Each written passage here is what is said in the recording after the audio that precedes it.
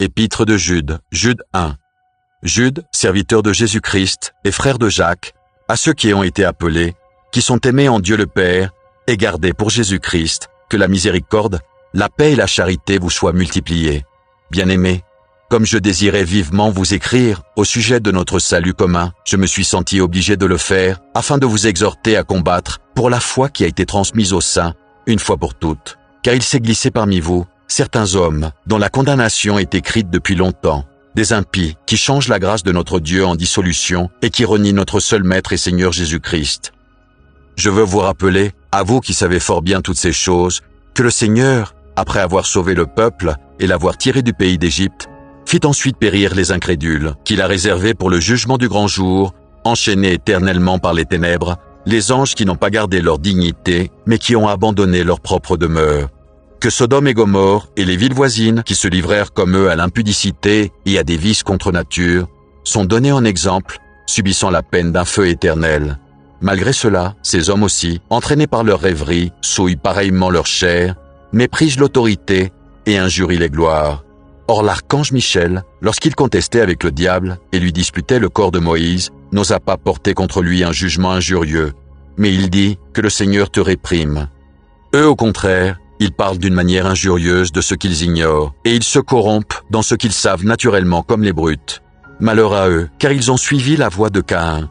Ils se sont jetés pour un salaire dans l'égarement de Balaam. Ils se sont perdus par la révolte de Corée.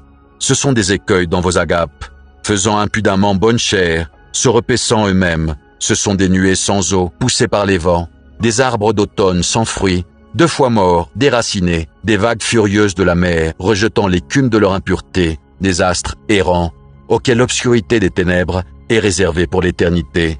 C'est aussi pour eux qu'Enoch, le 7e depuis Adam, a prophétisé en ces termes. Voici le Seigneur est venu, avec ses saintes myriades, pour exercer un jugement contre tous, et pour faire rendre compte à tous les impies parmi eux, de tous les actes d'impiété qu'ils ont commis et de toutes les paroles injurieuses qu'ont proférées contre lui des pécheurs impies. Ce sont des gens qui murmurent, qui se plaignent de leur sort, qui marchent selon leur convoitise, qui ont à la bouche des paroles hautaines, qui admirent les personnes par motif d'intérêt.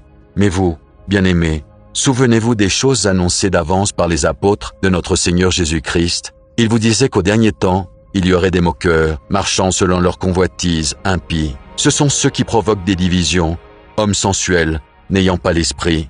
Pour vous, bien-aimés, vous édifiant vous-même sur votre très sainte foi et priant par le Saint-Esprit, maintenez-vous dans l'amour de Dieu en attendant la miséricorde de notre Seigneur Jésus-Christ pour la vie éternelle. Reprenez les uns ceux qui contestent, sauvez-en d'autres en les arrachant du feu, et pour d'autres encore, ayez une pitié mêlée de crainte, haïssant jusqu'à la tunique souillée par la chair.